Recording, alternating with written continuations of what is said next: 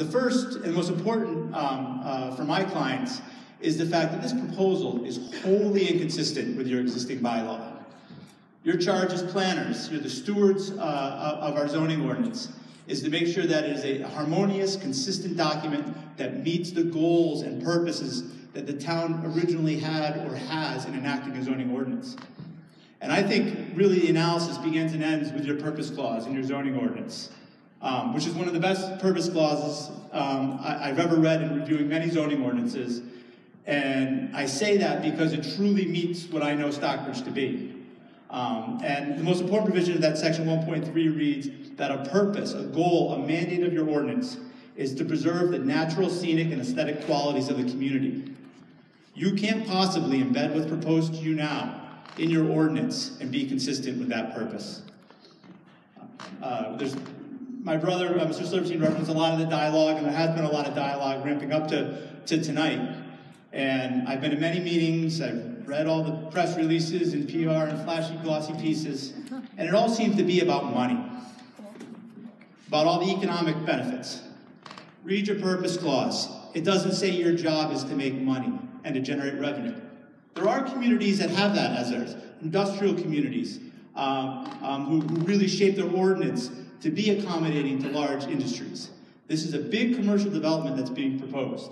And nowhere in your purpose clause or anywhere else in your ordinance does it say it's your charge to make money.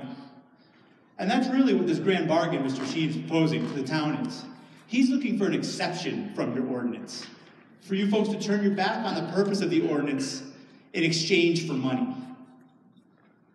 As responsible planners, I don't think that's something you should be endorsing. So my first request is that you carefully read that purpose clause. And I feel like you already have, because the process that this board and their role thus far, I think has been exemplary, particularly in the reaction to the first proposal. No one said no, no one had knee-jerk reactions. You did what your job was as responsible planners and laid out a procedure to solve this problem. And it was the same procedure that almost every other community in the Commonwealth uses. And that's a full-on zoning review to make sure that you're not perverting your own ordinance by dropping an inconsistency in it. That process is ongoing. And I think to pass this ordinance now, or for this board to endorse this ordinance right now, would be, just from a procedural standpoint, an irresponsible move. I think you'd be cheating yourselves. Your zoning review committee is doing the right work. That is the right way to make sure this is done properly. And if it's ultimately determined that it is the will of the town to reform their zoning ordinance in a way to generate more tax revenue, that is the way to get there in a responsible manner. And you wouldn't be unique in doing that. And you have to look no further than your other communities in Berkshire County about how they handle this very same problem. There's clearly resort development seeking to be established in Berkshire County. And you can look to your south, to your north to see, I think, different but good examples of how it's done. In Great Barrington, they don't allow them. The big, large-scale resorts, they put in a strict ban, no more than 45 hotel rooms, any place, any reason, any zone, because of the concerns that community had about the effects that these large-scale commercial developments can have on your entire community. And certainly they provide no exemptions to be dropping these things in residential neighborhoods because of the pure inconsistency, the clear effect it can have on the neighborhood. You look to your friends in the north in Lennox, who've gone through great pains through their zoning ordinance to preserve their almost as nice downtown as you folks have in Stockbridge. They also don't allow these large-scale resorts dropped in their pristine residential neighborhoods. They created their own C1A business district. They, after a long review, and allowed large hotels with a rigorous special permit process. And that is the best example. Don't let anybody tell you that you can't have this type of development and a special permit process. There have been 3 hotels permitted in the last few years in the C1A in Lennox through that rigorous process. And they did it in a way that was right for their community, based on a review and a zoning ordinance prepared by their community, not handed to them by an out-of-town developer. And I want to speak more about that special permit process, because that is truly, it should be for citizens, the most troubling aspect of this proposal. Because the special permit process was enacted by the state legislature at the creation of Chapter 48 of the Zoning Act. It is the only tool that the state legislature gave local communities to be able to protect themselves and to regulate developments. You heard a lot tonight about site plan review. That word does not appear in Massachusetts General Law Chapter A. The state legislature never authorized it. It's purely a vehicle of things that some communities have created, and not all. I'll tell you one community that's never enacted a site plan review ordinance, this one. You have in your ordinances a site plan review process within your special permit process. But no other use has been ever granted in this town, this exclusive, low-level, unenforceable mechanism. You want to have a two-family house in this community, you need a special permit. A bed and breakfast needs a special permit. Libraries, museums, all need special permits. And there's nothing wrong with that.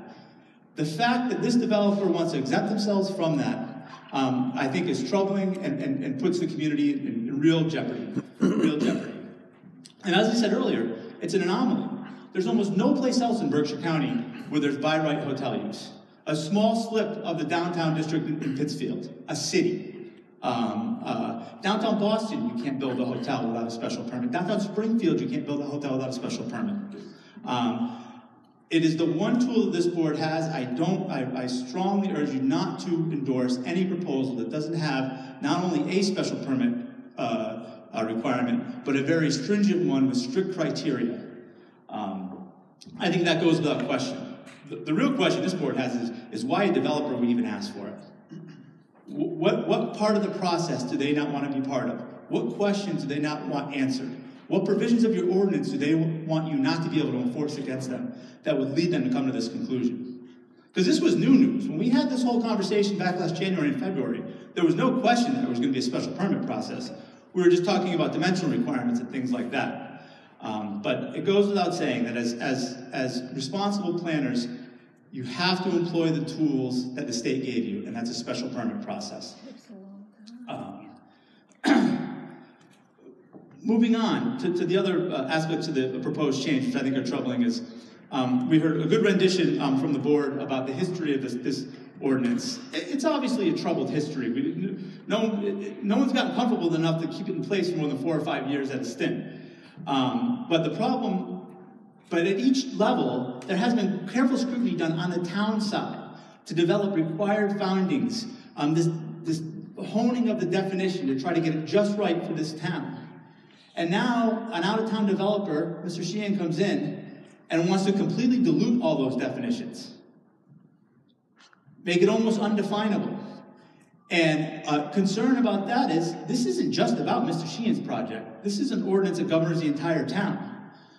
When you dilute the standards, dilute the criteria, dilute the definition, it ultimately will lead to unintended consequences. That's why the legislative process has to be deliberate and thought through and done by planning professionals. If not, and there is a concern and an open question as to how many other properties this opens up to this type of development. Maybe not even parcels that exist in their current configuration now. Maybe some that are pulled together later on. I don't have those answers. A lot of folks have tried to get those answers. But without that, without having a clear, definitive understanding of the unintended consequences of this ordinance, as responsible planners, I don't think you should recommend to the town meeting that it be passed. I know I'm already over my 10 minutes. A couple of minutes? Okay, thank you.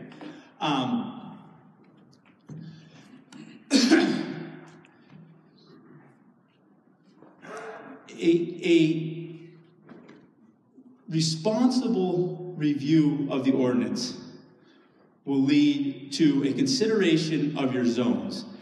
Stockbridge is unique in that you folks have had a zoning map that has gone through very little dramatic changes. But one thing that's important to know is that the area, the Interlaken neighborhood, has never, ever been anything but a residential neighborhood. When my clients and their neighbors bought their houses there, they did so under the agreement with the town that it would be residential and maintain its residential character. My clients are not against development of that site. They're not even against development of that site for some of the uses proposed by Mr. Sheehan. But what they are against, and what the town should all be against, is an extreme perversion of the cottage age era, which leads this to no longer be a residential neighborhood. This is going to be a mini city out there that will bear very little resemblance to the goal of preserving a historic estate. It will change the character of the neighborhood forever. And that is not proper planning, and is not fair to the neighborhood. And in the end, it will not be fair to the entire town, because it will ruin what the character of this community is.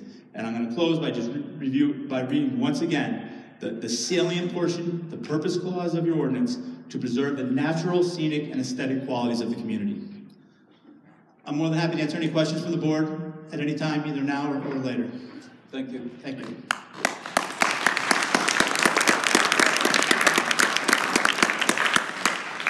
I'm gonna